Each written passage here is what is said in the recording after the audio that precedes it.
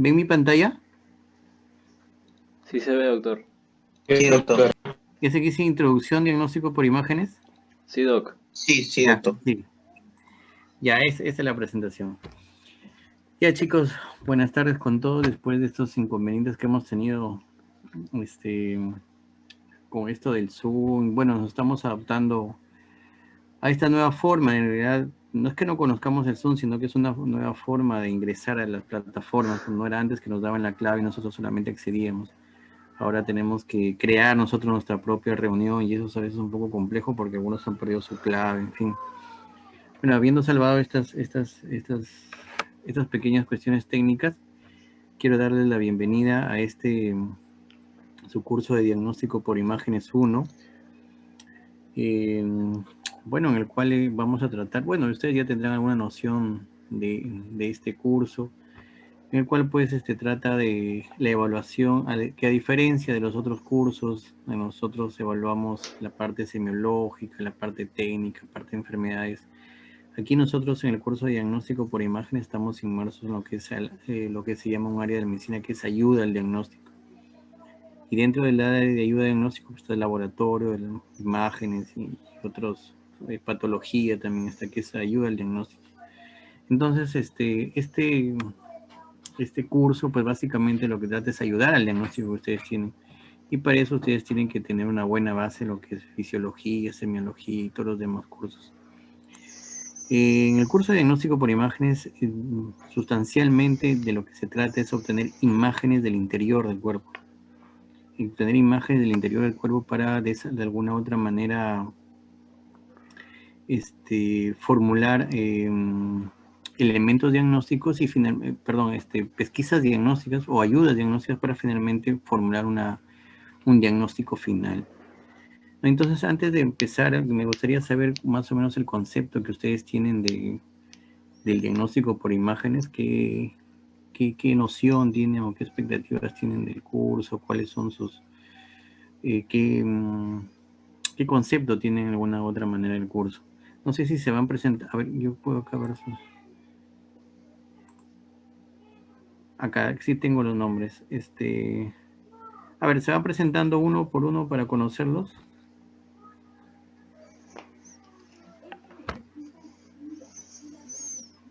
Y si me pueden dar algún alcance de en lo que consiste el diagnóstico, un concepto de diagnóstico por imagen. Puede ser en orden alfabético, a ver, pueden empezar en orden alfabético, porque acá algunos veo nada más sus siglas, no veo todos sus nombres completos de algunos.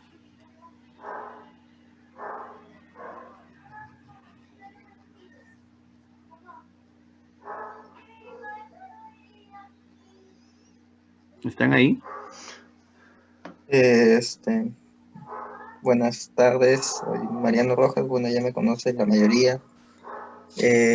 Estudiante pues con mis compañeros de clínicas y yo tengo la idea de que el diagnóstico por imagen más que todo es para ver algunas anormalidades macroscópicas que puede presentar el cuerpo durante alguna patología.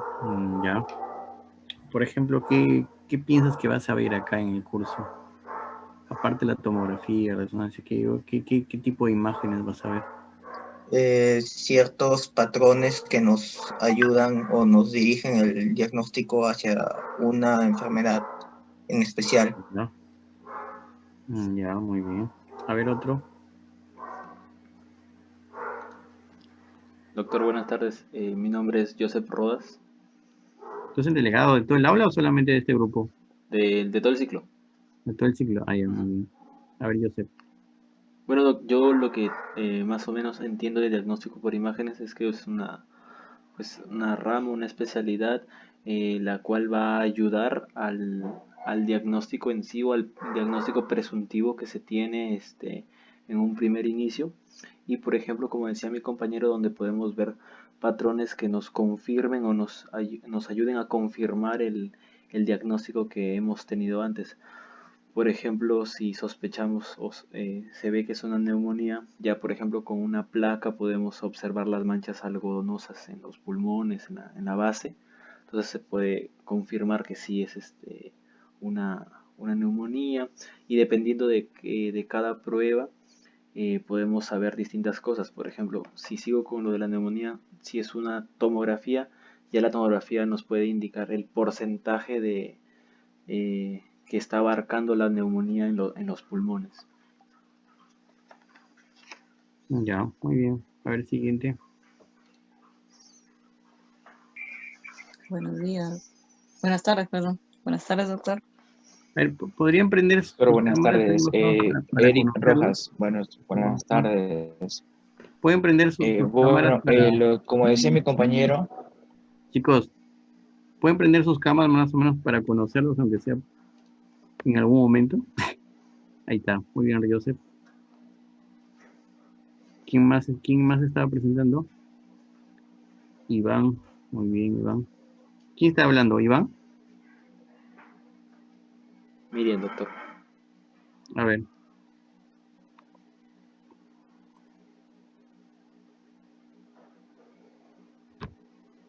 ¿Quién estaba hablando? A ver, que siga.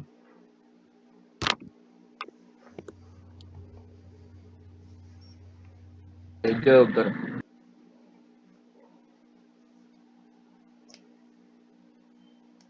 ¿Qué concepto tienes del diagnóstico por imágenes?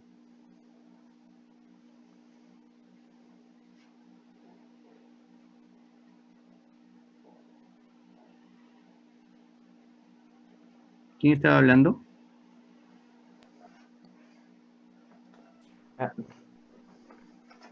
yo doctor, como decía mi compañero, es una rama de la medicina que está orientada a la ayuda al diagnóstico, por así decirlo, y que en esta rama vamos a utilizar diferentes, Eric Rojas, Mendelssohn Rojas. Mendelssohn, ¿no? Ya. Siguiente. Sí, y que en esta rama vamos a utilizar diferentes técnicas y aparatos, como ya vamos a ver, y que es importante en esto, primeramente, reconocer la normalidad en las diferentes imágenes que vamos a obtener para luego poder después reconocer las patologías o lo que está. Ya, muy bien. Siguiente.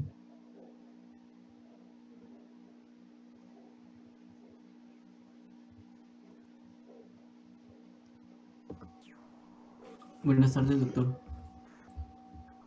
Mi nombre es Christopher de la Cruz y bueno, yo pienso que el curso de diagnóstico por imagen tiene como fin el desarrollo del diagnóstico y apoyo del tratamiento de las enfermedades con las imágenes, ¿no? Y datos funcionales del cuerpo. Puede ser mediante el rayos X, por ejemplo, las resonancias y otras cosas más. Muy bien. Siguiente. Buenas tardes, doctor. Mi nombre es Beatriz Villarreal y yo creo que este curso de diagnóstico por imagen es una especialidad que nos ayuda como médicos a llegar a un diagnóstico por medio de, como su mismo nombre lo dice, imágenes, donde vamos a encontrar algo distintivo que nos va a guiar hacia un fin. Muy bien. Siguiente. Beatriz, eres tu novia real. Ya, ok.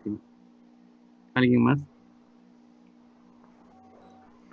Doctor Pérez Díaz, bueno, para mí y el diagnóstico por imagen sirve para ver la parte interna del cuerpo, por así decirlo, sin diseccionar, así pueda ubicarnos ante un mejor diagnóstico.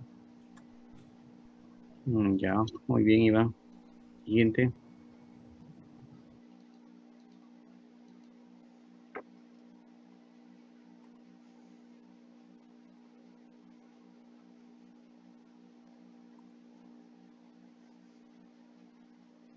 ¿Quién sigue?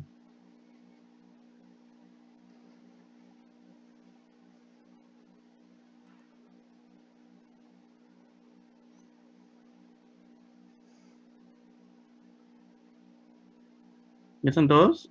No, faltan dos. A ver, Buenas Madeline. tardes, doctor.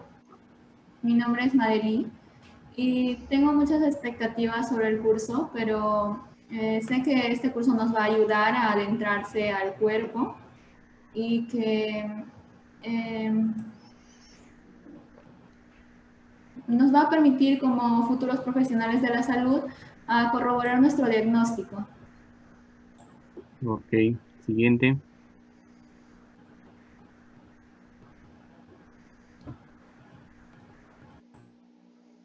A ver, Mariano, Ya hablé, doctor, fue el ¿me primero. hablas? Ah, ya. ¿Alguien más?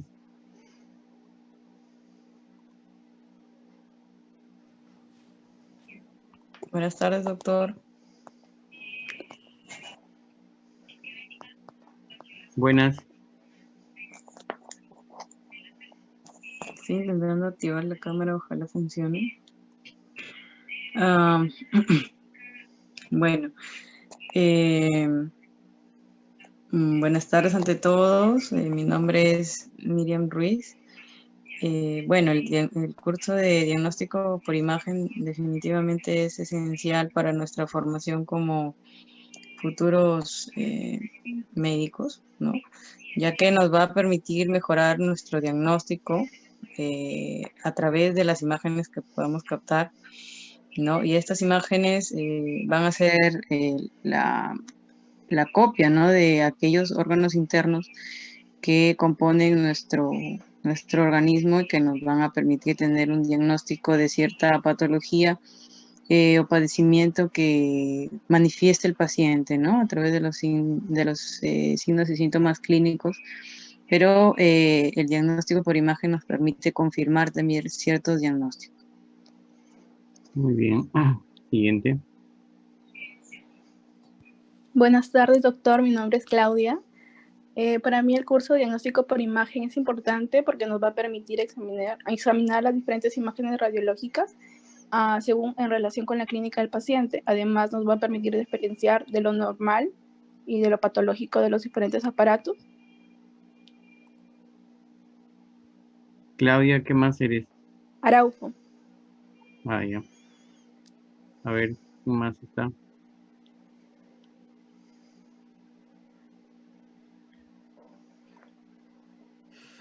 Buenas tardes, doctor. Hola. ¿Qué tal? Bueno, mi nombre es Mariela Yamunaque. Tengo muchas expectativas sobre este curso, ya que es una herramienta que todo médico necesita no solamente en su preparación, sino también en su día a día, porque nos ayuda a reconocer, como lo dijeron en algún momento mis compañeros, los patrones. Por ejemplo, evaluar densidades, verificar y reconocer a través de un análisis deductivo o también físico, de acuerdo a las densidades que podamos observar en las imágenes, diferenciar, como lo decía también mi compañera Claudia, lo normal de lo anormal y poder corroborar al final un diagnóstico para pasar de un diagnóstico presuntivo a un diagnóstico definitivo, en la cual con estas imágenes nosotros podamos verificar si de repente habían algunas evaluaciones que dieron algunos patrones como sean falsos positivos o verificar que los exámenes estén correctos. Muy bien. ¿Alguien más falta?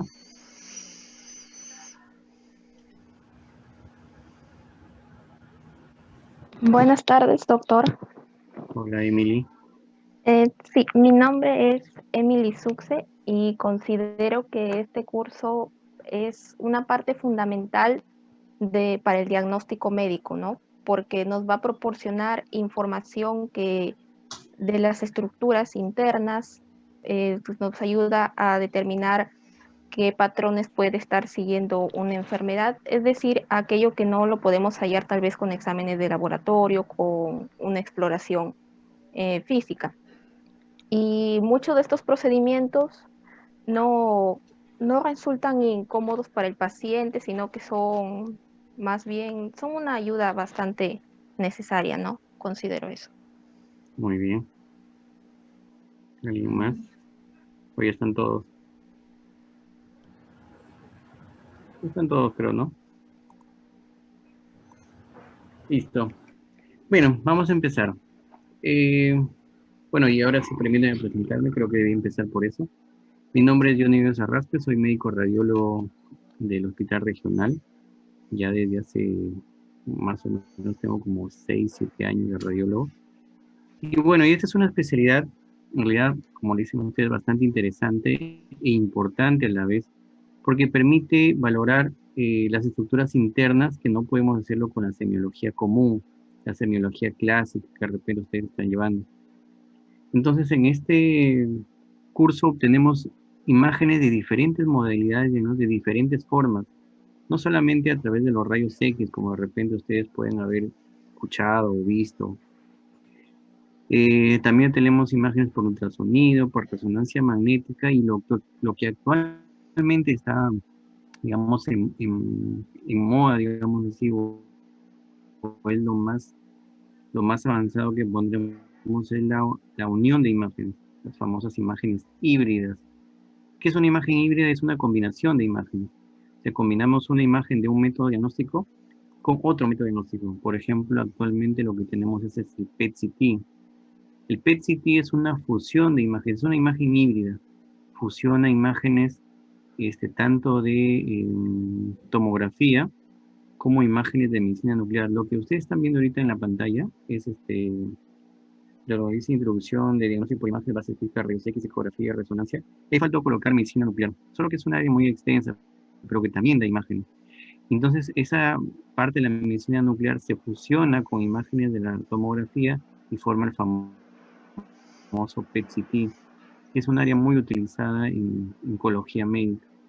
Lo otro que fusionan también son las otras imágenes híbridas, son las que fusionan las imágenes de medicina nuclear con imágenes de resonancia magnética. Y ahí tenemos el PET-RM. Entonces, PET-RM o PET-resonancia magnética son, digamos, las últimas modalidades de imagen que nos ayudan mucho en el cuadro oncológico. Ahora, todo eso lo debemos gracias a este señor. Lo ven ahí, el físico alemán Wilhelm Conrad Röntgen, que fue el que inicialmente pudo observar imágenes de dentro del cuerpo. Es decir, pudo visualizar por primera vez estructuras óseas. En eso estamos hablando del año 1945, quizás un poquito antes. Que pudo visualizar de manera accidental. Según cuenta la historia, los rayos X aparecieron de manera accidental, como casi todos los inventos que ocurrieron en el mundo fueron de manera accidental, solo que hubo alguien. ¿Qué pasó? ¿Ven esto en la pantalla? Sí, doctor, ponga OK. ¿Le pongo fantástico? Sí, doc. Sí. Ya, OK. Listo, entonces fue gracias a este físico alemán, Wilhelm Conrad Röntgen, que fue por primera vez que, como les mencionaba, que de manera accidental descubrió los rayos X. Él estaba experimentando otra, en realidad el antecesor de los rayos X fue los rayos catódicos, que ya lo había descubierto otro físico, que no recuerdo el nombre, pero ya lo había descubierto y él estaba evaluando, por alguna manera decirlo, las propiedades de los rayos, estos rayos catódicos. Y fue que de manera accidental había dejado un tubo de rayos catódicos, el famoso tubo de Crookes, que digamos así, de manera accidental había revelado, el término entre comillas revelado, una lámina de plata. Una lámina de plata se había revelado, o sea, se había de la plata. Normalmente la plata en su estado natural era blanco y lo había puesto, digamos así, negro. Entonces eso lo llamó la atención y comenzó a hacer diferentes estudios.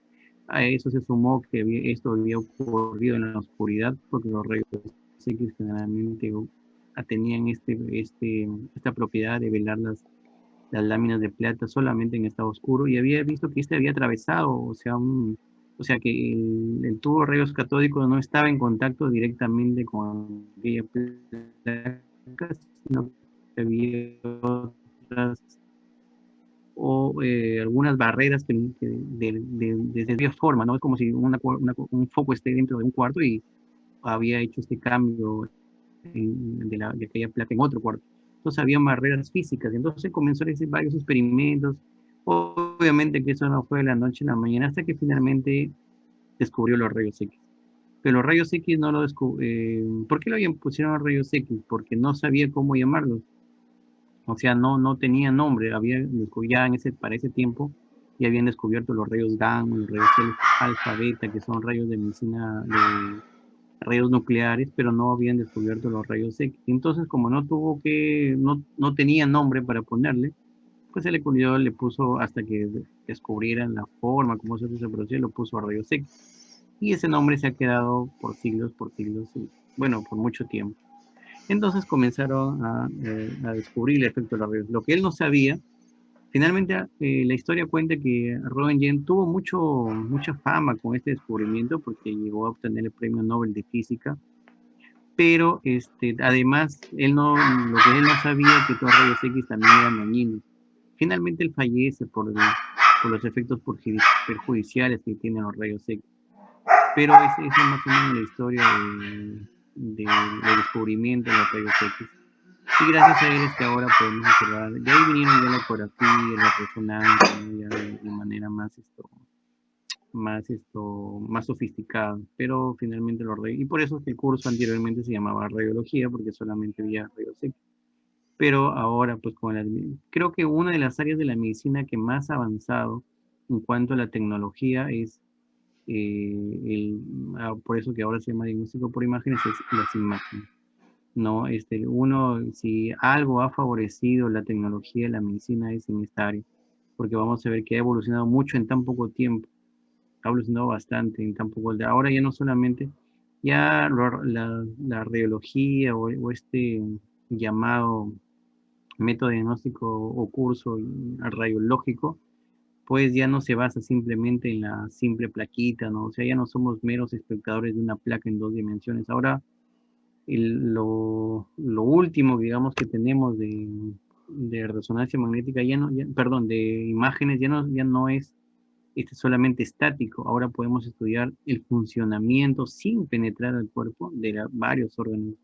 No solamente ver una placa simple en 2 dimensiones, largo y ancho.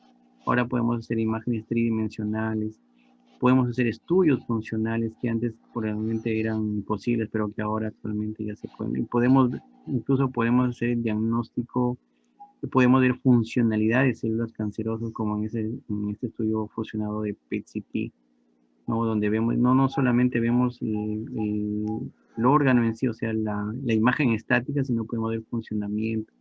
Y en fin, podemos estar haciendo muchas cosas y no se sabe qué es lo que vendrá más. Ahora hablamos ya en radiología, hablamos de inteligencia artificial. O sea que ahora solo puedes entrar en una máquina y, bueno, ahora no, pero eso es lo que se proyecta, que podemos entrar en una máquina y te puede dar todos tus datos analíticos, entrar como si fuera en una cápsula y entrar nuestros datos, obtener prácticamente todo el cuerpo. Así que esto va avanzando cada vez más y quién sabe qué es lo que nos depare más adelante el futuro. Pero eso es más o menos lo que se está proyectando. A ver.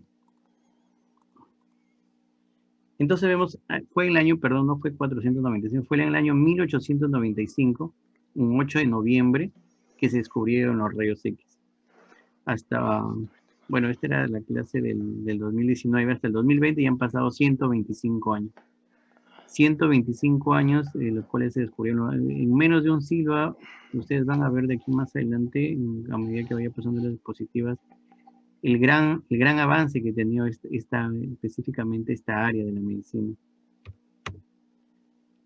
Entonces ahí tenemos Röntgen en su laboratorio y vemos en un cuarto oscuro, porque finalmente los rayos X, para tener esas propiedades, las vamos a ver, tenían que manifestarse en un cuarto oscuro. Y por eso es que antes las placas se revelaban en cuartos oscuros, los famosos cuartos oscuros. Y eso ahí vemos a Röntgen, ¿no? Viéndole en este caso una propiedad de los rayos X, que es la luminiscencia. Entonces un viernes 8 de noviembre de 1895. Y eso que ustedes ven ahí es la primera radiografía registrada, por lo menos, ¿no? De la mano de una mujer. Y digo que es una mujer porque Röntgen, como no te cuenta la historia, que era un poco, como todo investigador, digamos, bueno, en general, era un poco ermitaño, solamente tiene su esposa a su lado, así que la trajo y la tomó su radiografía. Y eso que ustedes ven ahí es la mano de la esposa, y ese que ven hasta esta imagen radiopaca es el anillo, o sea, se lo tomó con todo anillo. Ese para que vean hasta dónde era Roñen de muy obediente. Entonces ahí estaba ese de ahí, ese pergamino que ustedes ven, son es cuando Roñen hizo por primera vez el reporte de este nuevo invento de rayos X, lo presentó a la Sociedad Médica de Augsburgo, como él era alemán, austriaco, entonces por ahí ahí fue donde es como si lo presentara al colegio médico su descubrimiento. ¿Y de dónde nacen estos rayos X? Ya después de muchos descubrimientos, pues vieron que estos rayos X tenían era un fotón. Entonces, si ustedes recuerdan los átomos tienen su núcleo y alrededor giran los electrones. Cuando un electrón escapa de una órbita, se conoce como fotón. Y ese fotón era finalmente el que golpeaba una placa, golpeaba un elemento y se producía en los rayos X. Entonces, finalmente entonces los rayos X son cargas electrónicas, son cargas de electrones. Si queremos verlo de otra manera, si queremos un rayos X es un electrón, es una carga fotónica, pero tiene obviamente otras propiedades. Finalmente, Roentgen gana el premio Nobel el premio Nobel de Física en 1901. ¿No? Ese es su reconocimiento más grande. Obviamente después falleció, a los pocos años nomás falleció, debido a que él, como todo era nuevo, así que como todo era nuevo, pues no sabía también de los efectos perjudiciales. Finalmente, la historia cuenta que Roentgen falleció por los efectos negativos. Acá en el Perú, un año después del descubrimiento de los rayos X, el doctor Carvalho importó un equipo de rayos X.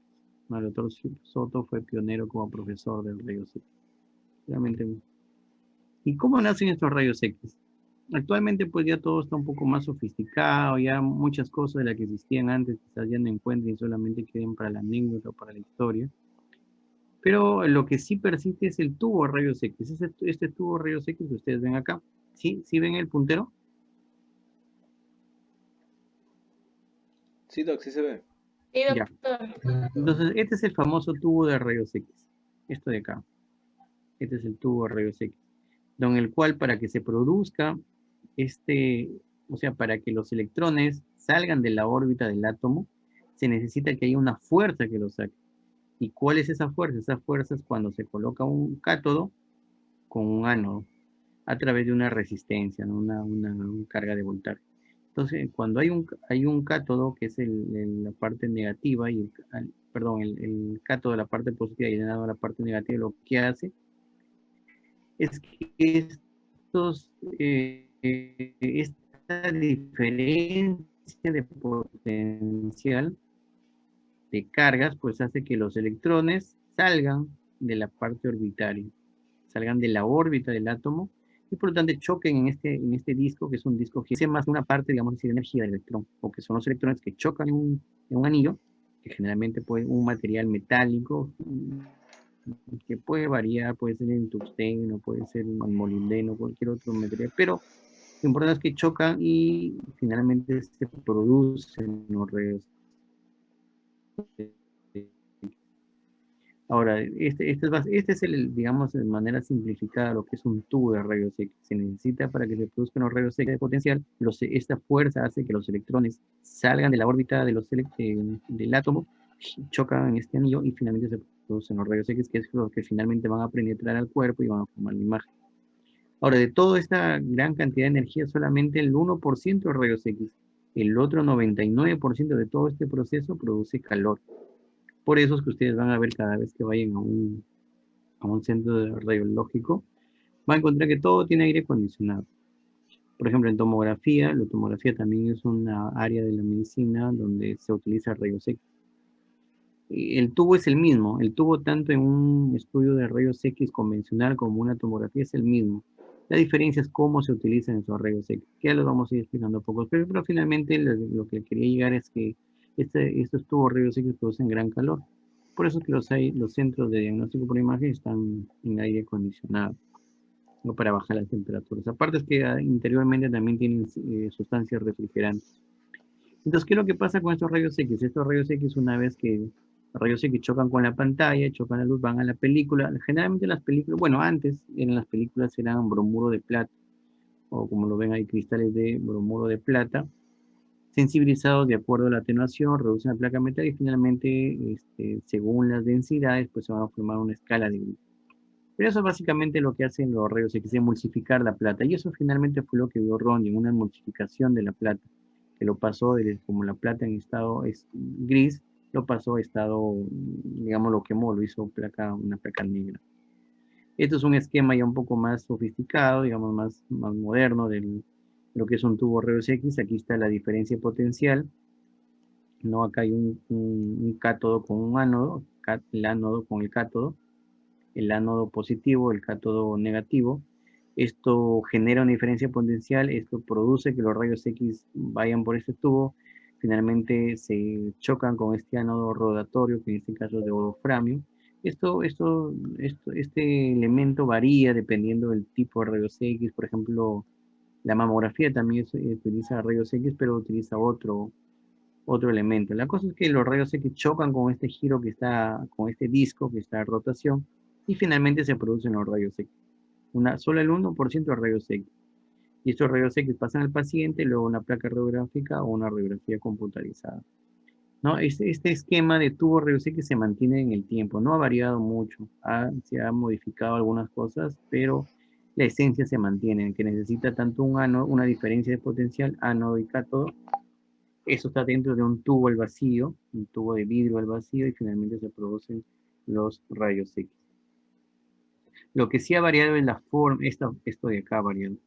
O sea, antes era, por ejemplo, antes para producir una imagen de rayos X, tenía el tubo, una vez que se producía la emulsificación de la placa de plata, esta tenía que ser procesada en un cuarto al vacío, o sea, perdón, un cuarto oscuro. Por eso que antes existían los cuartos oscuros, pero ahora todo se ha modernizado, eso ya se ha digitalizado. Lo que no se ha digitalizado, ese tubo se mantiene. Lo que sí ha digitalizado, perdón, lo que sí ha digitalizado es cuando ya emulsifica la plata y eso está en forma digital. O sea, ya no utilizamos placa. Ahora utilizamos solamente unas pantallas que son digitalizadas. ¿Qué propiedades tienen los rayos X? Propiedad de penetración, obvio, necesitan penetrar. Mientras más denso sea el cuerpo que va a penetrar, necesita más potencia el tubo de rayos X. Ahí hablamos de dos elementos, el kilovoltaje y el miliamperaje, que son parámetros que ya los utiliza el tecnólogo, que es quien realiza las radiografías. Necesita variar, es decir, necesitamos darle más potencia a ese electrón. O sea, estos electrones que salen a gran velocidad, pues necesitamos, si es por ejemplo, un cuerpo más denso, estamos hablando, por ejemplo, de estructuras más, por ejemplo, no es igual hacer una radiografía de tórax que de abdomen. El abdomen obviamente es más denso porque tiene más órganos sólidos, entonces necesitamos darle más velocidad. Y ahí hablamos de dos elementos, el kilovoltaje y el miliamperaje. Pero eso ya lo realiza el tecnólogo. Tenemos entonces los rayos X pueden penetrar. Obviamente la limitante es el metal. O sea, los rayos X no pueden penetrar el metal, pero otros elementos sí. Sobre todo de todos los metales, el plomo es el que no puede penetrar. Propiedad de fluorescencia, es decir, que los rayos X son, o sea, si nosotros encendemos o prendemos un tubo de rayos X en la oscuridad, este tiene una fluorescencia, así como si fuera una luciérnaga, se prende y se apaga. Efecto fotográfico, que este efecto se ve básicamente en la placa de rayos X. Y esto también es algo la propiedad ionizante. Y gracias a esta, o digamos, debido a esta propiedad ionizante, se ven los efectos adversos de los rayos X. ¿Por qué ionizante? ¿Alguien se acuerda qué es un ion? ¿Se acuerdan de su colegio qué es un ion? Un ion, ya no un ion. Un átomo con carga. Un átomo con carga, así es. Lo que hace cuando los rayos X salen del tubo de rayos X, lo que hacen que todo el ambiente que se encuentra a su alrededor se ioniza. En otras palabras, se carga. ¿Qué es un ion? Un ion simplemente es un átomo cargado, ¿no? Por ejemplo, si un átomo tiene Si un átomo tiene un protón y un electrón, el protón es positivo y el electrón es negativo. Como tienen 1, 1, está en estado neutro. Pero ¿qué pasa si se gana un electrón más? Se carga negativamente porque hay 2 electrones que son negativos y un protón que es positivo. ¿Qué pasa si gana un protón? Se transforma en una carga, perdón, los protones es bien difícil que carguen, más es con los electrones. Lo otro es que pierda un electrón, entonces se queda solamente una carga positiva. La cosa es que ese átomo se carga, ya sea perdiendo o ganando electrones. Y esa variedad de perder y ganar electrones, pues hace que el átomo se cargue de energía. Y cuando el átomo se carga de energía, cuando choca con, en este caso, seres vivos, con seres vivos, o sea, con nosotros, con nuestras células, lo que puede hacer es dañar nuestras células. Y lo más grave es que puede dañar a nivel del ADN. Por eso es que se producen transmutaciones genéticas o de elecciones genéticas, y ahí o también pueden dañar genes. Y dentro de esos genes tenemos algunos genes que se pueden activar que son oncogénicos y por lo tanto producir neoplasias.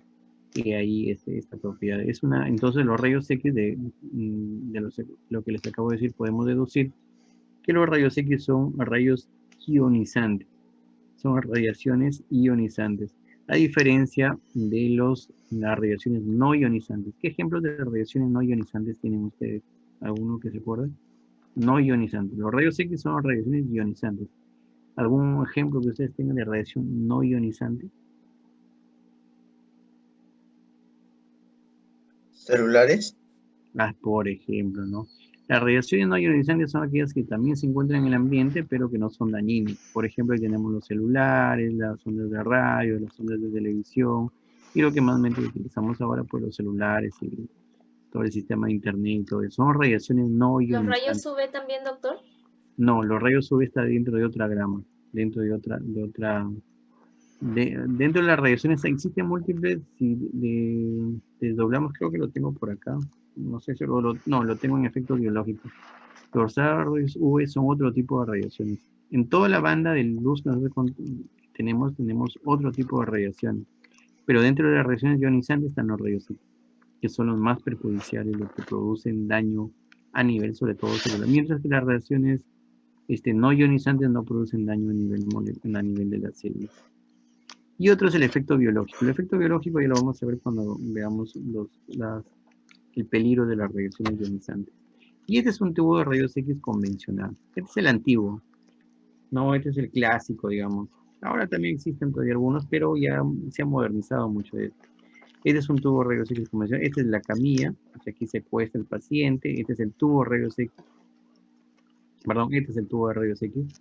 Este de acá es el dispensador, eso es como una especie de impresor. Este es el tubo de rayos X. Aquí todo lo que les he mencionado, el cátodo, el ánodo, y todo está el vacío. Por acá, por esta especie de ventanitas, salen los rayos X hacia el cuerpo. ¿No? Aquí se acuesta el paciente, aquí acá una almohada donde está la cabeza, aquí los pies, y aquí estaría acostado el paciente.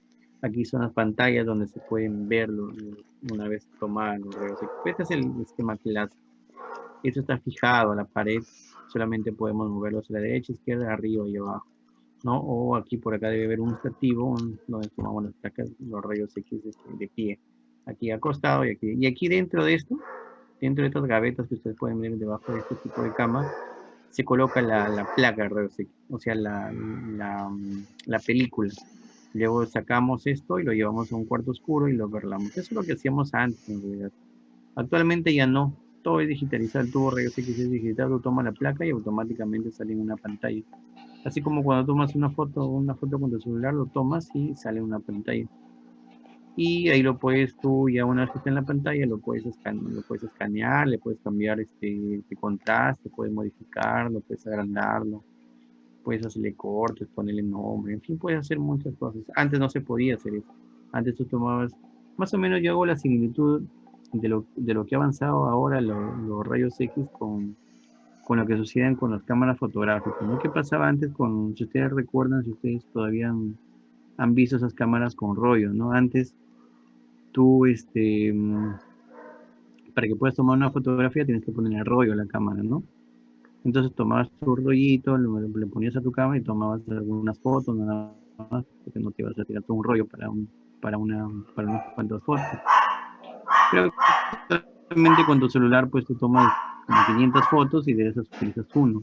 ¿Eso qué ha llevado consigo? Uno, obviamente, que ha mejorado, la calidad de las fotos de antes pues no son nada comparadas con las fotos de ahora, pues ahora tienen muchos píxeles y la calidad y nitidez y todo eso mucho mejor. Eso también nos ha ayudado en los rayos X. Se ve mucho mejor hoy en una imagen digitalizada que una imagen convencional. Pero también trae consigo un problema. El problema es que se está irradiando más al paciente.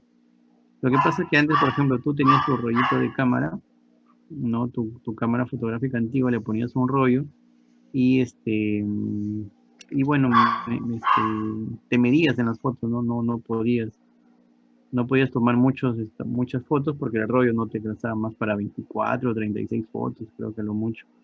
Y aparte que tenías que llevar a revelarlo cada uno y te costaba, entonces era te medías, entonces no podías ir tomando fotos a cada pajarito que pasaba cuando te ibas en un paisaje, de un paseo. Y entonces eso, y bueno, te limitaba. Y ahora con tu cámara pues tú tomas un montón de fotos, ¿no? Entonces con los rayos X, ¿qué ha pasado? Que también ahora se está irradiando más, porque antes para que salga una placa, solamente una placa, más o menos se demoraba media hora, porque tenías que ir al cuarto oscuro, revelarlo, que eso más o menos se tomaba 20 minutos, y luego pasarlo por unos ácidos y dejar de secar la placa. Que más o menos todo eso te demoraba más o menos cerca de una hora. ¿Y qué pasaba si te salía mal? Tienes que volver a seguir a tomar nuevamente, entonces tenías que hacer que la placa te salga bien. Y ahora pues no, ahora pues toman placas y te sale mal, vas y lo colocas al paciente nuevamente y le vuelves a tomar otra placa y si te salió mal, se lo tomas al paciente. Ahora es tan fácil tomar una radiografía que se está irradiando más al paciente, que se irradia mucho más. Ahora le toman, si a un traumatizado le toman cráneo, columna, brazo, hombro, cadera, o sea, los escanean todo el cuerpo prácticamente. Entonces eso que trae como consecuencia que se irradian más a los pacientes. Lo mismo sucede con la tomografía. Antes las tomografías demoraban un poquito para hacer el post-procesamiento, pero ahora se toman las tomografías en menos de 5 segundos, ya está hecha la tomografía. Entonces esto trae como consecuencia más radiación que le estamos entregando al público en general, más irradiación al paciente y por lo tanto por eso quizás estemos viendo más un incremento de neoplasias. Obviamente dentro de los múltiples factores que tienen la neoplasia, ¿no? Porque no solamente es radiación, también es un tema de alimentación, genética, en fin. Pero probablemente estemos contribuyendo a aumentar las neoplasias porque sí tienen una relación entre las neoplasias de los rayos X, las neoplasias inducidas por rayos X. Bueno, eso con respecto a la radiografía. ¿Alguna pregunta con respecto a ese acá? ¿Alguien tiene una consulta?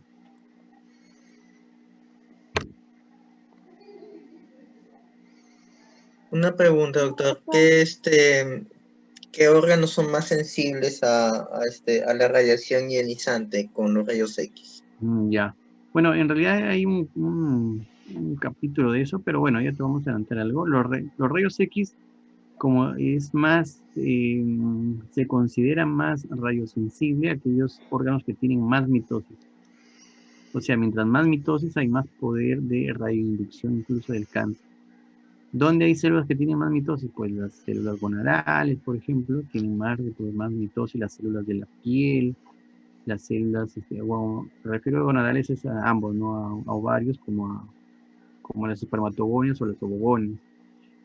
Células que tienen más recambio celular, por ejemplo, células del tubo digestivo. Mientras más celularidad haya, más posibilidad tenemos de que podamos producir una neoplasia. Por eso es que, ¿dónde hay más células con recambio? Pues en los niños, ¿no? Si hablamos de grupos etarios, en los niños, ellos están con todo su potencial de crecimiento y por lo tanto tenemos más posibilidades de producir alguna neoplasia en niños. No así en los ancianos. Los ancianos ya prácticamente tienen todas sus células desarrolladas y es menos el riesgo, ¿no? ¿Qué más? Se consideran también dentro de los rayos sensibles la tiroides, el cristalino, las gonas que lo mencioné. Son células que tienen mayor poder de radiosensibilidad. ¿Y quiénes son más radioresistentes? Las células ya, digamos, más diferenciadas, como las células nerviosas, por ejemplo, el hueso y los músculos son los más radioresistentes. No quiere decir que no se les pueda hacer daño, sí se les puede hacer daño, pero es menos probable. Siempre hablamos en esto de la inducción de cáncer, hablamos de probabilidad.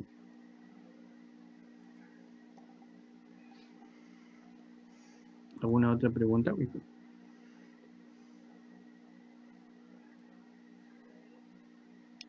Bueno, la segunda forma de obtener imágenes es a través de la ecografía.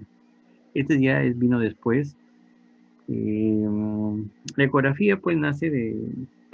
En realidad también fue un descubrimiento de manera accidental.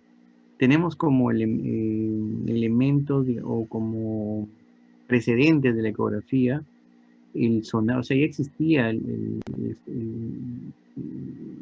las ondas sonoras.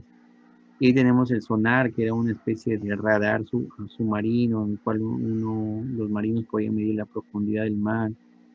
El fenómeno piezoeléctrico, que es finalmente la base de la ecografía. ¿Qué es el fenómeno piezoeléctrico? Es cuando tú a un cristal le colocas corriente eléctrica, y lo que va a hacer este cristal que aumenta y disminuye su volumen, es decir, comienza a vibrar, aumenta y disminuye su volumen a tan velocidad que comienza a vibrar, y eso hace que se producen las ondas sonoras. Esas ondas sonoras, cuando tú las colocas dentro, sobre todo del líquido, van a ser transmisibles. Por eso es que se considera la ecografía mucho más sensible cuando hay líquido, no así cuando hay aire. Eso lo vamos a ver después, pero más o menos esos son los antecedentes de la ecografía. Bueno, de ahí vino la ecografía en escala de grises, luego vino la ecografía en tiempo real, la que actualmente usamos, la ecografía en modo B dinámico, y luego ya vino la Ecodoppler y el Power Angio. Y bueno, se intentó en algún tiempo hacer ecografía contrastada, pero no nos fue muy bien en realidad, y salieron del mercado. Algunos franceses intentaron colocar contraste en la ecografía, entonces de tal manera que encontremos ecografías contrastadas, pero actualmente ya no existen ecografías contrastadas. Y este es el fenómeno piezoeléctrico, ¿no? El efecto piezoeléctrico, la corriente, este es el cristal, se le aplica una corriente, y cuando se le aplica la corriente hace que el cristal que está en menos volumen aumente más volumen, se le quita la corriente, luego disminuye volumen, y así sucede que aumenta y disminuye volumen, y finalmente produce las ondas que vienen a constituir los ultrasonidos. Aquí tenemos otro esquema, ¿no? de las ondas de los ultrasonidos. Se le coloca una corriente de alta frecuencia con el emisor receptor. En este caso, el emisor receptor es el transductor. ¿Qué es el transductor? Eso es lo que bueno, seguro que han visto, el transductor es la parte del ecógrafo donde están los cristales. Que ahí lo vamos a ver en una imagen.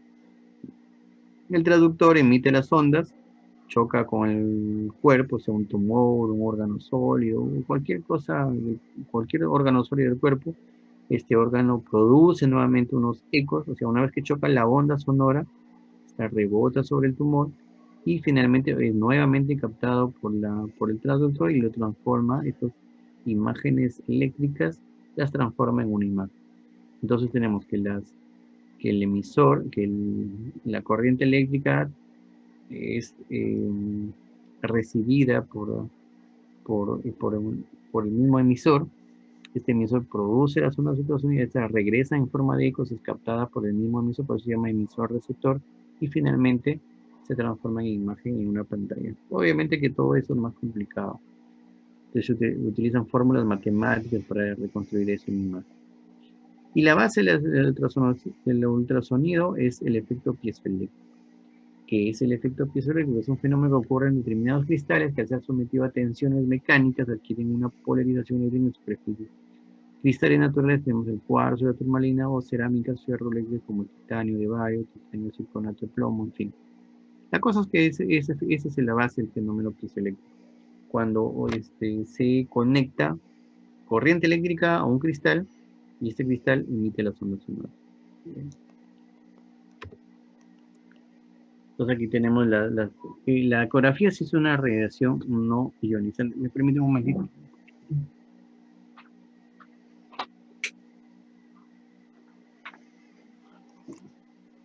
Ya, El ultrasonido es radiación no ionizante, es decir, no, en realidad no tiene efecto dañino en el cuerpo. Ya no hay eso de que no ioniza el ambiente.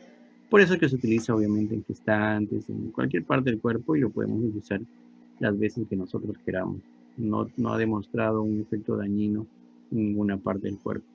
Tiene una propagación longitudinal, su frecuencia es superior a la audible y necesita un medio para propagarse. ¿Qué quiere decir que necesita un medio para propagarse? Que necesita forma de transmitir.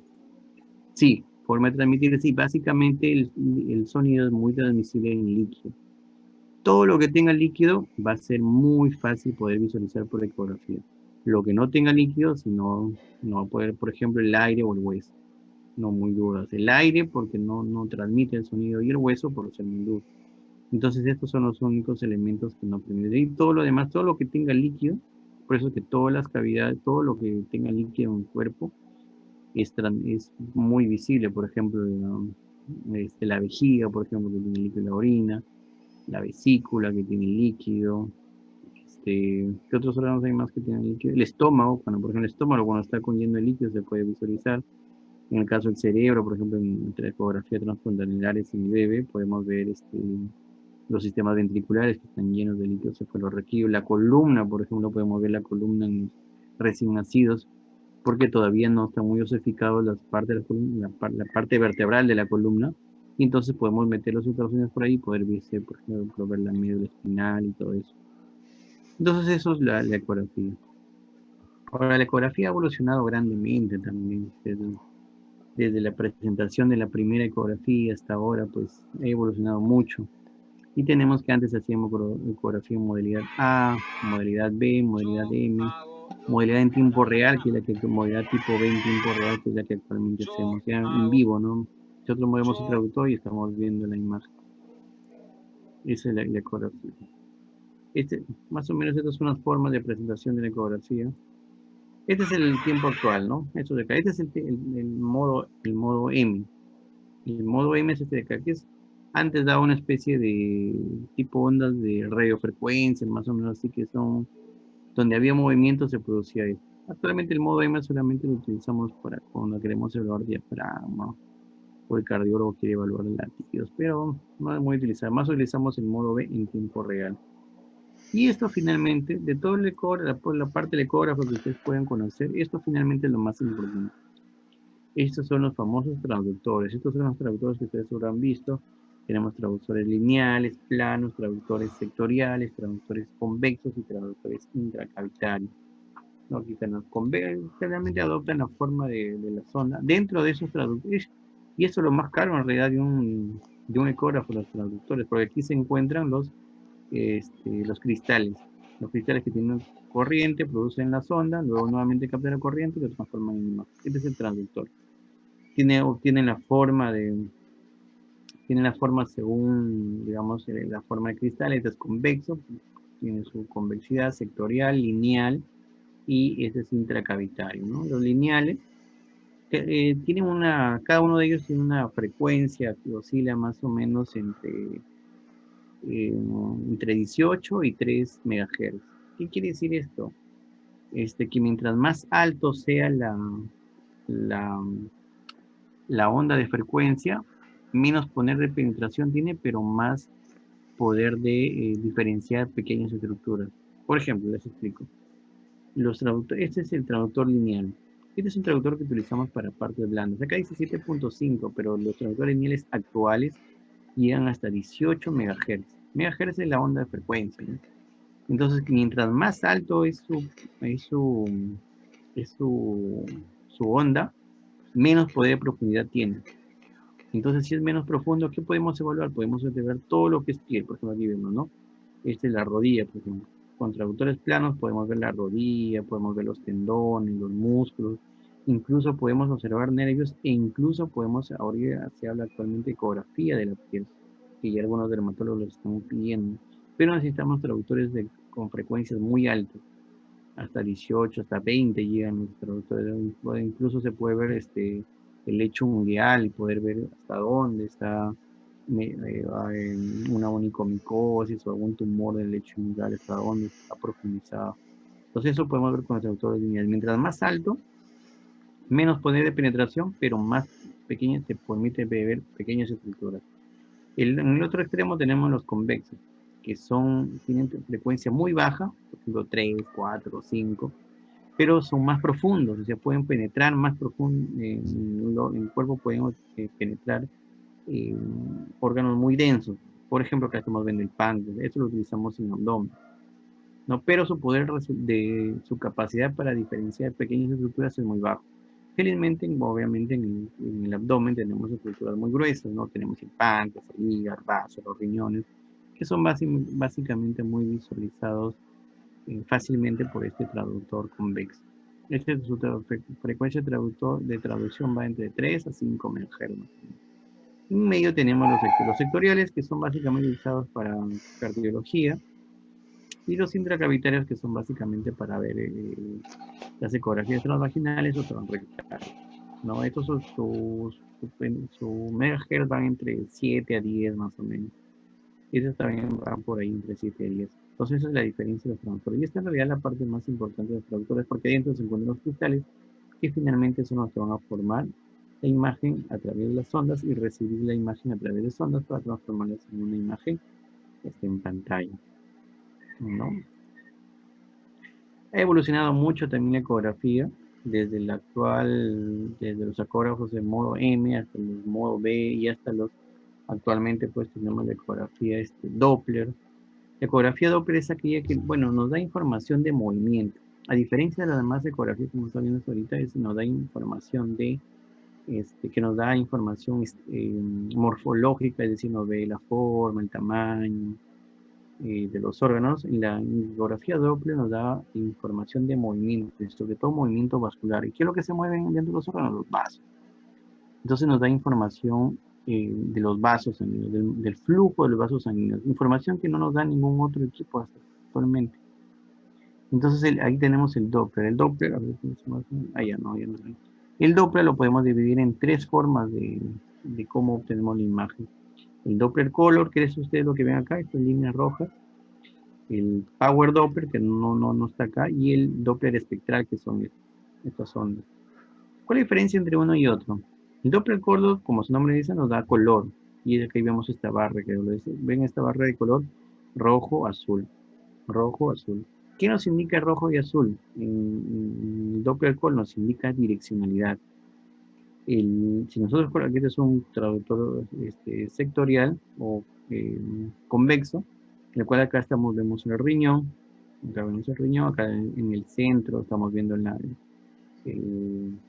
seno renal, y lo que vemos de rojito o azul vendrían a ser las estructuras vasculares. ¿Qué nos indica de rojo o azul? No crean que el rojo es arterial y azul es venoso, no. Nos indica direccionalidad, es decir, aquello que se ve rojo es porque está yendo hacia la superficie del traductor, y aquello que se ve azul es lo que se está alejando, lo que se aleja. Eso nos da la información, ¿sí? Lo rojo es lo que se acerca y azul es lo que se aleja. Eso no es arteria o vena, por ejemplo. Lo otro es el Power Doppler, que no solamente nos da un solo color, que no está acá, nos indica presencia de flujo, nomás. Ahí solamente no nos dice si el vaso va hacia arriba o hacia abajo, si el flujo va hacia arriba o hacia abajo. Simplemente nos dice hay sangre o no hay sangre, nada más. Y esto de acá es el Doppler espectral. El Doppler espectral consiste en que nos da un espectro. Es así más o menos muy parecido a un electrocardiograma, ¿no? Que da ondas. Entonces a través de esas ondas nosotros podemos ver, ya este es un flujo alto, es un flujo bajo, nos da direccionalidad, nos da resistencia del flujo, nos da mucha información en realidad, nos da bastante información de aquel vaso. Entonces este es el Doppler espectral, nos da un espectro. Cada arteria, cada vena tiene un espectro, es decir, el espectro, por ejemplo, de la arteria carótida no es igual que el espectro de la arteria renal o el espectro de la arteria esplénica o de la vena esplénica. Son diferentes, son formas cada uno tiene un espectro diferente, y esto es lo que nos da el Doppler. Y esto es lo que actualmente ya digamos lo último, que ha evolucionado bastante en obstetricia, ¿no? Que es el Doppler 3D, el 4D, ustedes ven por ahí el 5D, Y eso ha evolucionado básicamente. También se puede hacer 3D, 4D en hígado, en órganos sólidos, pero no nos interesa mucho en realidad, digamos, porque lo que hace es ver la parte externa. Entonces nosotros no queremos ver la parte externa del hígado, nosotros lo que queremos ver es la parte interna del hígado. Por eso que en ecografías abdominales simples no ha evolucionado mucho, pero sí ha evolucionado mucho en lo que es obstetricia. Y en realidad no es que tampoco sea una gran ayuda, o sea, no es que sea una ayuda clínica, salvo en algunas patologías externas, por ejemplo, porque lo que hace el 3D, el 4D y el 5D es ver la superficie del feto en este caso, ¿no? Y ahí se utiliza, también ayuda mucho porque el niño está rodeado de líquido amniótico, entonces eso nos sirve como, digamos, como una ventana para poder observarlo. De otra manera casi no se pueden ver. Pero como los fetos están rodeados de líquido, pues nos ayuda mucho. Y entonces el 3D, el 4D y el 5D lo que hace es visualizar la parte externa. Por eso 3 dimensiones, ¿no? 4 dimensiones, 5 dimensiones, lo que hace es visualizar la parte externa. Y en este caso, por ejemplo, estamos viendo acá la carita del niño. En realidad no nos ayuda mucho, digamos, porque por ejemplo no nos permite ver flujo, no nos ve los órganos internos, solamente nos da una imagen de superficie. ¿En qué nos ayuda? En patologías externas, por ejemplo, podemos ver un labio leporino, por ejemplo, podemos ver un dedo, a veces un dedo supernumerario, o alguna fase característica de la carita, o malformaciones congénitas básicamente, pero externas, de manifestación externa. No nos ve, no nos va a ver, por ejemplo, una hipertrofia pilórica, porque eso está dentro de la cavidad abdominal, no nos va no nos va a permitir visualizar una estenosis, por ejemplo, intestinal o alguna malformación congénita interna, no nos permite ver eso. Nos da alguna de otra. Y bueno, digo que es más usado comercialmente porque pues la gestante les gusta ver, las futuras madres les gusta ver pues las caritas de su niño. Bueno, y aquí no, ¿no? Los papás también les gusta ver las caritas de los niños, pero en realidad no tiene mucha ayuda clínica, es más digamos, un gancho comercial, más que un gancho clínico que nos puede ayudar mucho. Más es el Doppler que nos ayuda, por ejemplo, en el Doppler podemos ver si una paciente puede estar yendo a la preeclampsia, evaluando el Doppler de las arterias uterinas, los Dopplers articulares para ver torsiones testiculares. Tiene una utilización mucho más clínica que el 3D y el 4D y el 5D, ¿no? Pero bueno, ahí está, ¿no? Eso es lo que nos gusta, lo que le gusta al público, y bueno, ahí está, ¿no? Eso es lo que más vende. Y bueno, ahí está. Sí, ¿verdad? Cuando son recién nacidos, están dentro del útero, casi todos los niños tienen la misma carita, así que no hay problema por eso. ¿Alguna pregunta hasta acá? Porque creo que acá acabamos. Ah, no, tenemos acá el lenguaje ecográfico. Y así como en rayos X, en tomografía, en resonancia hay un lenguaje, pues en ecografía también hay, ¿no? Aquí hablamos de anecoico, anecoico, hipoecoico o hipoecogénico, isoecogénico e hiperecogénico, ¿no? Ahí tenemos los términos que usamos para describir algunas características. ¿Alguien me puede decir qué indica cada uno de ellos?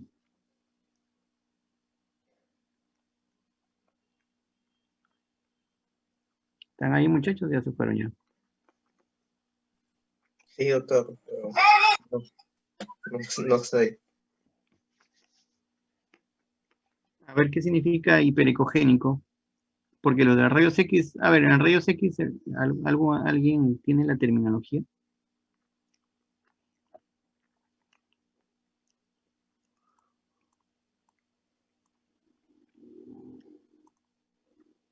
A ver, Claudia.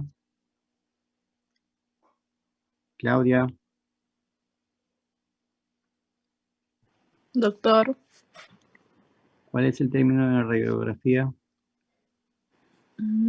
¿Leído algo o no?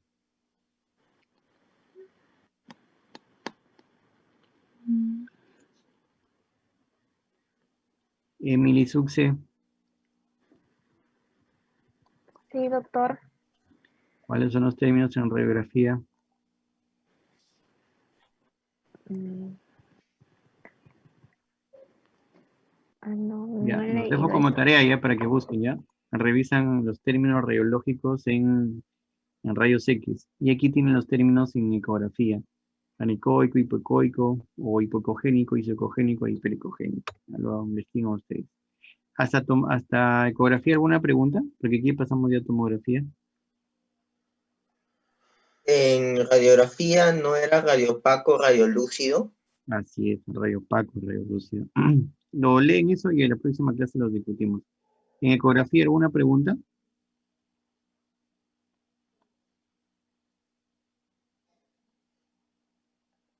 No, doctor. Listo, entonces vamos avanzando. Tomografía. Tomografía utiliza también radiaciones ionizantes. O sea, es un tubo también de rayos X. La diferencia es que en radiografía, pues utilizamos, es como si tomaras una foto, ¿no? Tú te paras frente al tubo de rayos X y hace un disparo y se toma los rayos X. En tomografía, la cosa cambia. Porque aquí en tomografía podemos ver las imágenes ya no solamente en largo y ancho, sino también podemos ingresarle otra dimensión que es la profundidad. En tomografía podemos hacer podemos ver las imágenes axiales, coronales, sagital, en cualquier plano.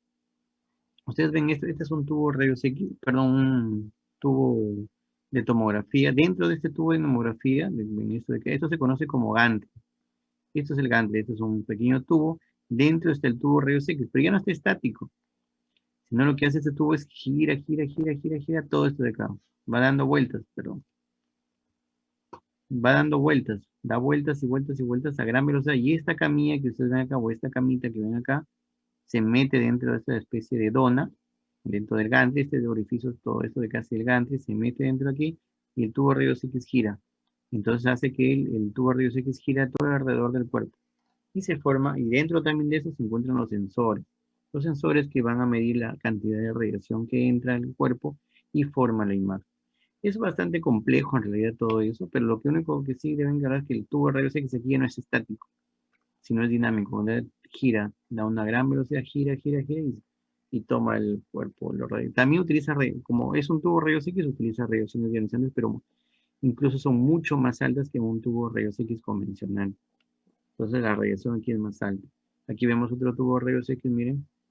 Esta es una tomografía. Aquí está el tubo de rayos X, gira y esta camilla es desplazable, entra y sale. Entonces el paciente es irradiado.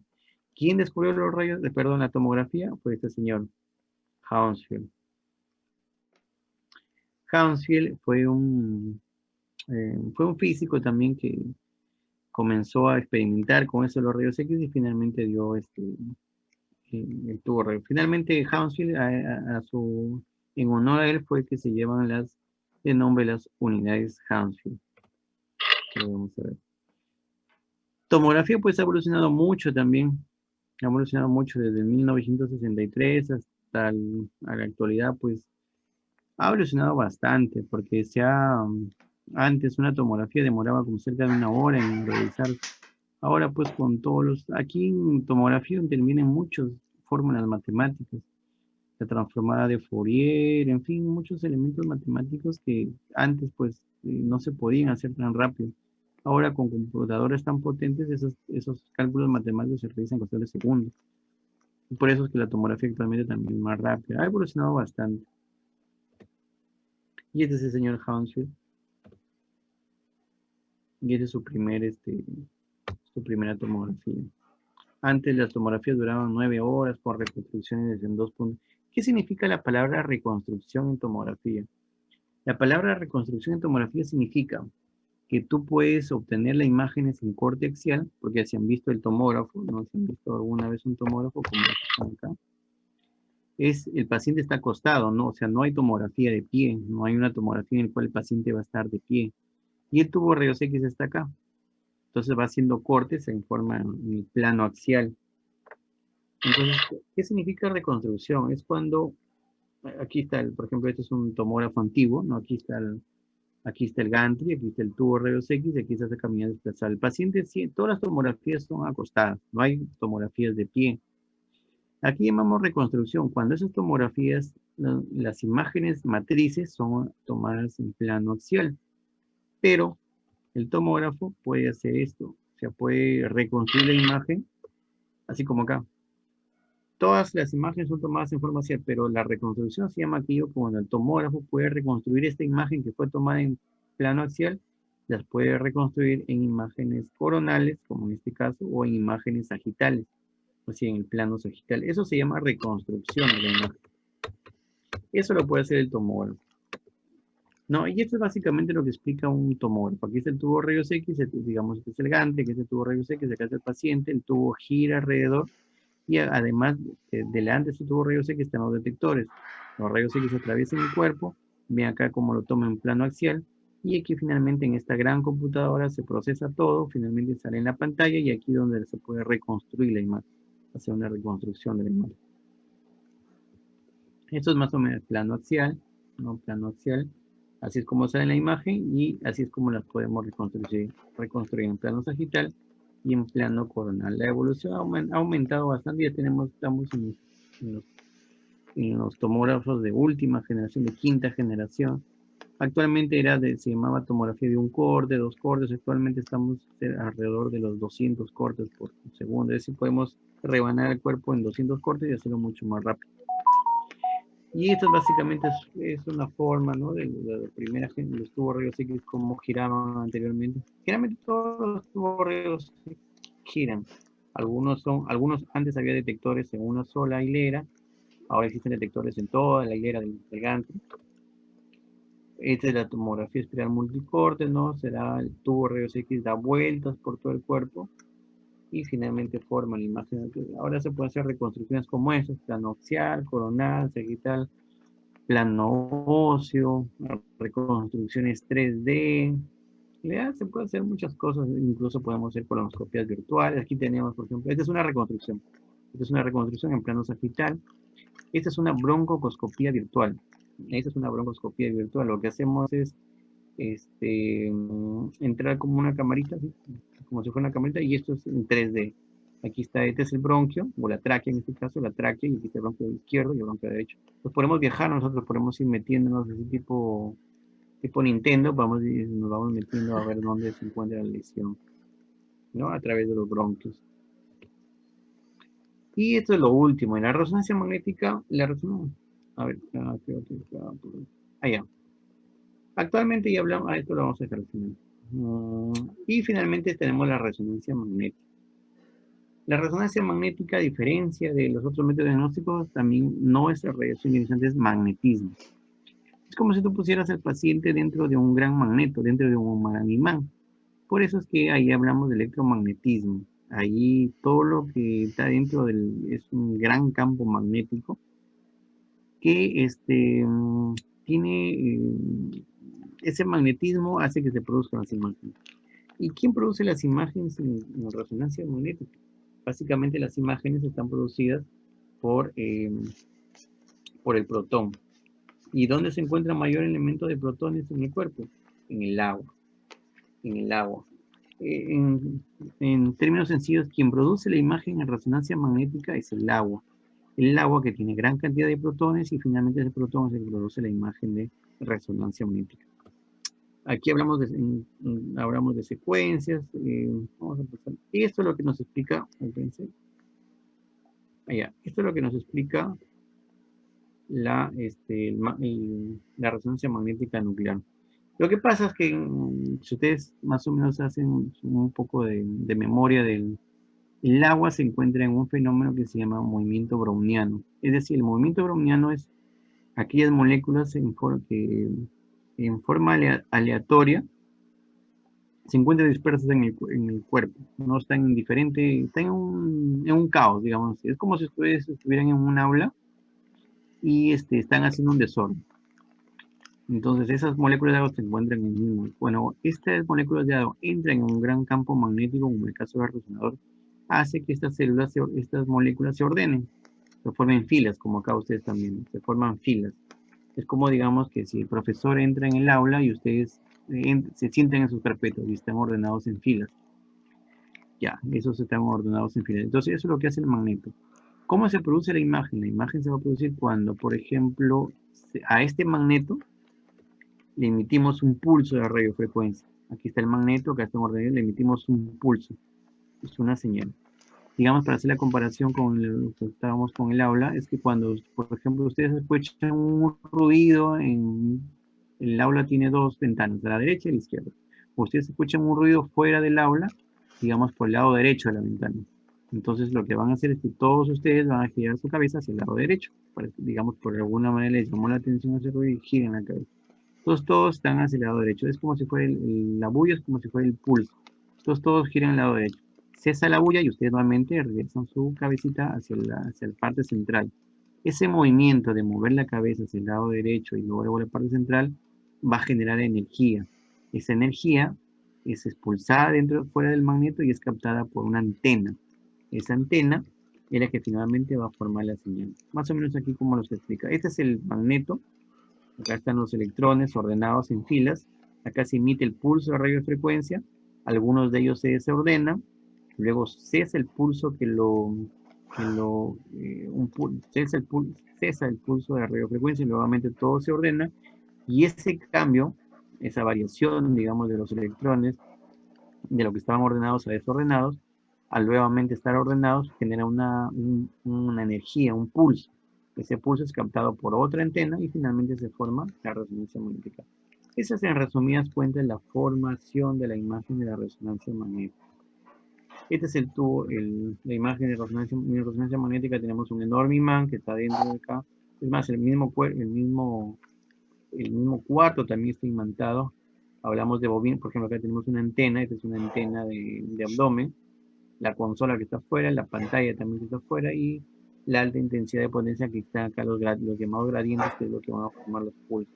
Entonces eso es lo que se forma en la resonancia magnética. Es un magnetismo, todo eso es magnetizado. Por eso es que cuando ustedes ven los equipos de resonancia magnética te dicen no entrar con metales, celulares, porque eso puede dañar, porque todo está imantado. Entonces, estas son las imágenes de resonancia magnética. Acá hablamos de secuencias, que eso ya lo vamos a ver en otra clase, pero hablamos de múltiples secuencias, T1, T2, Flair, ¿no? Acá es imágenes de T1, T2, cada uno tiene sus aplicaciones y sus enseñanzas, ¿no? Y esta es la imagen 3D que podemos hacer 3D, reconstrucciones en 3D, oblicuas, etc. Mucho mejor que la tomografía. Y esto es lo último de resonancia magnética. En resonancia magnética hay muchas secuencias por estudiar, mucho por aprender. En realidad todo incluso hay subespecialidades en médicos que solamente se dedican a resonancia magnética. Y eso es lo que actualmente está, digamos, lo más avanzado. Esta es la resonancia magnética funcional. ¿Ven estas áreas rojo-amarillas? Ya son áreas donde indican funcionalidad del cerebro. Es decir, nosotros ya no solamente nos limitamos a evaluar la forma, la morfología, la anatomía del cerebro, ver los tumores, todo es estático, sino también podemos evaluar funcionalidad del cerebro. Entonces, lo que se conoce actualmente como resonancia magnética funcional. Podemos ver las áreas, esas áreas que alguna vez representaron, ¿no? El área de Broca, el área 42, el área 34, el área 7. En fin, todas las áreas pueden ser representadas en resonancia magnética. ¿Y cuál es su utilidad? Sobre todo en lesiones neoplásicas, que nos permiten ver, hacer planeamiento quirúrgico. Entonces, es la resonancia magnética funcional. También hablamos de esto, que son una especie de parecido a un electrocardiograma, que es la famosa espectroscopía, por lo que se conoce actualmente como la biopsia virtual.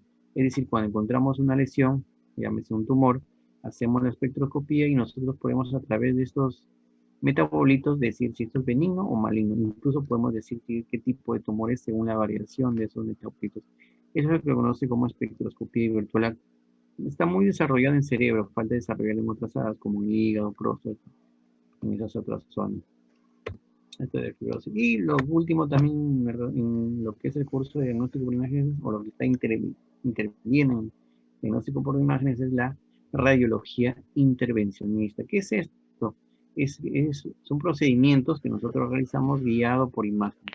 Es decir, antes, por ejemplo, las biopsias se hacían un poco a ciegas, biopsias renales, no palpando más o menos dónde estará. Pero actualmente con las imágenes nosotros podemos guiar agujas, colocar catéteres, poner stents, hacer drenajes, múltiples procedimientos que podemos hacer con la famosa radiología intervencionista. Esto es un angiógrafo, por ejemplo, donde tenemos al paciente y colocamos catéteres que ingresan a veces, uno de ellos por la vía femoral, es decir, por la pierna, por la arteria femoral, Finalmente guiamos ese catéter, entramos en la vena, perdón, a la arteria ilíaca, luego la arteria aorta, subimos, vamos ascendiendo, y ese catéter lo vamos siguiendo a través de esas pantallas con este fluoroscopio, y finalmente llegamos, por ejemplo, podemos llegar al cerebro, a la carótida interna, a la arteria cerebral media y poder reparar aneurismas, hacer embolizaciones. Podemos ir en realidad a cualquier arteria que nosotros queramos, a las arterias pulmonares, a donde ustedes imaginen, podemos llegar a hacer embolizaciones, esas reducciones de tumores vascularizados. Podemos hacer múltiples procedimientos. Aquí está otro equipo, aquí vamos nosotros viendo la pantalla y vamos guiando este catéter a través de las pantallas. ¿Preguntas, chicos? ¿Todavía están ahí? Doctor, una pregunta con respecto a la resonancia magnética en pacientes que tienen, por ejemplo, prótesis de cadera o elementos de osteosíntesis dentro del cuerpo. ¿Es posible o qué se tiene que hacer en esos pacientes?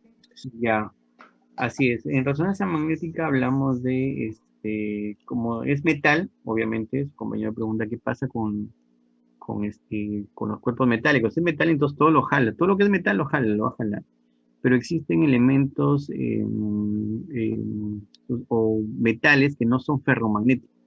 Todos los elementos ferromagnéticos son aquellos que van a producir, se van a imantar, o sea, van a reaccionar con el campo magnético y como si fuera un imán lo va a jalar. Pero hay elementos metálicos que no son ferromagnéticos, sino son diamagnéticos, es decir, que no se imantan y no pueden hacer. Pero sin embargo generan un artefacto que se conoce en la resonancia magnética como artefacto de susceptibilidad magnética. Es decir, que van a producir una gran sombra y por lo tanto no van a poder ver la imagen. Ahora, la resonancia magnética, de eso depende, te diré. Por lo general, se considera que cualquier elemento extraño va a producir, cualquier elemento extraño metálico va a producir este efecto de susceptibilidad magnética. Pero hay, si hablamos de prótesis, por ejemplo, la prótesis de cadera, prótesis de pierna, hay los elementos de titanio, o sea, las estructuras metálicas de titanio no producen este efecto magnético.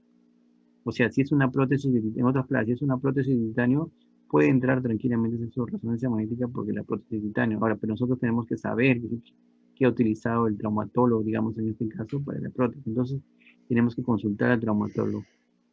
Por lo general, consideramos que las prótesis de 3 años hacia adelante o de 5 años hacia adelante, casi todas las casas comerciales venden de titanio. Pero si es una prótesis muy antigua, digamos, de 10, 15 años, probablemente sea todavía de acero, de esos materiales que todavía producen ferromagnéticos. Entonces, más o menos nosotros le preguntamos al paciente, ¿cuántos años hace la prótesis? Ah, mi prótesis es de hace un año. Ah, no. La gran mayoría de las veces son diamagnéticos, que no tienen mucho problema con la resonancia. Ahora, eso también nos ayudamos de algunas secuencias que permiten suprimir de alguna manera la parte metálica. Y si tenemos duda, llamamos al traumatólogo y preguntamos, que nos certifique, nos mande un certificado donde diga que la prótesis que le puso fue de tal. Pero más o menos, pero no es, o sea, es una contraindicación relativa, dependiendo de qué tipo de material es esa prótesis. Eso sí estamos hablando de prótesis. Pero, por ejemplo, si hablamos, los tatuajes también son una contraindicación de la resonancia magnética, porque en los tatuajes utilizamos tinta que es metálica. Entonces, si tienes un pequeño tatuaje chiquitito, por ejemplo, les voy a poner un ejemplo. Si queremos hacer una resonancia magnética cerebral, pero tiene un tatuaje, por ejemplo, en el tobillo, por ejemplo, que es un tatuaje pequeño, pues nos entra sin ningún problema. Pero si es un tatuaje, por ejemplo, queremos hacer una resonancia magnética, póngase el cerebro y tiene un tatuaje grande en el cuello, por ejemplo, entonces eso sí podría ocasionar porque puede producir un artefacto de susceptibilidad magnética y dañarnos más. Ahí sí. O tiene un tatuaje, por ejemplo, queremos explorar la rodilla y tiene un tatuaje en el muslo. Como está cerca, ahí podría haber un conflicto ahí por ese artefacto de susceptibilidad magnética y no poder hacerse una resonancia. Pero si está muy alejado del órgano de estudio, no hay mucho problema. Depende del tamaño también. Lo que sí va a producir es que en ese tatuaje, en esa parte de otras cosas que no les mencioné, es que en la resonancia magnética se produce calor. También se produce calor y cuando tenemos un artefacto, un elemento metálico, el calor se acrecienta mucho más. Entonces lo que sí va a sentir el paciente es que en esa zona donde tiene el tatuaje va a sentir un poquito más de calor y dependiendo del tiempo que se hace la resonancia magnética puede producir una quemadura. Si es una resonancia de media hora, por ejemplo, una resonancia magnética cerebral a consecuencias básicas de media hora, pues no le va a producir mucho daño. Pero si es una secuencia ya con resonancia magnética cerebral con secuencias especiales que duran 1 hora y más, pues probablemente puede tener quemadura y entonces hay que avisar al paciente. Depende del tamaño, de la localización del tatuaje, digamos, de la parte metálica. Lo que sí está contraindicado absolutamente es, por ejemplo, que entren con marcapaso. El marcapaso sí es una contraindicación porque todo el artefacto, perdón, el elemento electrónico que ingrese lo apaga. Entonces imagínense apagar un marcapaso, de repente de un panel que es netamente dependiente de ese marcapaso, pues es muy, muy peligroso. Pero así más o menos como lo vamos a ver. Entre otras cosas que hay pequeños detalles que a poco lo van a ir aprendiendo. Muy interesante pregunta. ¿Otra? ¿Alguien que haya leído algo y quiera que se le aclare? Gracias.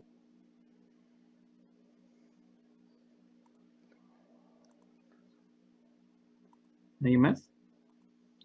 A ver, Miriam Isabel. Dígame, Miriam. doctor. Miren, entonces, ¿quién produce la imagen en resonancia magnética?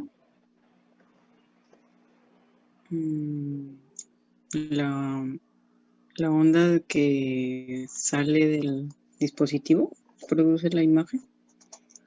¿Qué parte del cuerpo humano produce la imagen en resonancia magnética? ¿O qué elemento del cuerpo humano? ¿Protones? El agua, doctor. No, Los déjame, protones. miren, agua. quiero saber El si El me agua, puedo contestar. doctor. Oye, la pregunta solamente me la responde el que le estoy preguntando. Quiero ver si han estado conectados o han estado haciendo otras cosas. Porque El líquido que contiene el órgano al cual va dirigido. el líquido que contiene el órgano, ¿verdad? ¿Y dónde encuentras líquido en el cuerpo? En la zona abdominal. Ahí tenemos. A ver, Beatriz Villarreal. Dígame, doctor. Dime, ¿quién descubrió los rayos X?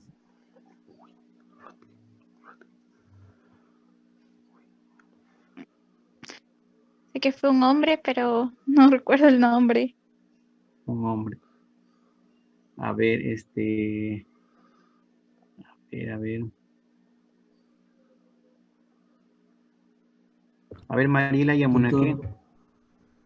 Doctor, Quien disculpe, descubrió los pero rayos X fue el científico No, esa Conrad. pregunta no, pues, Mariela, te voy a hacer otra pregunta.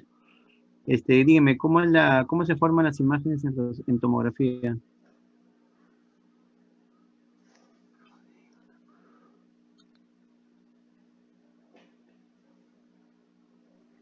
Mariela.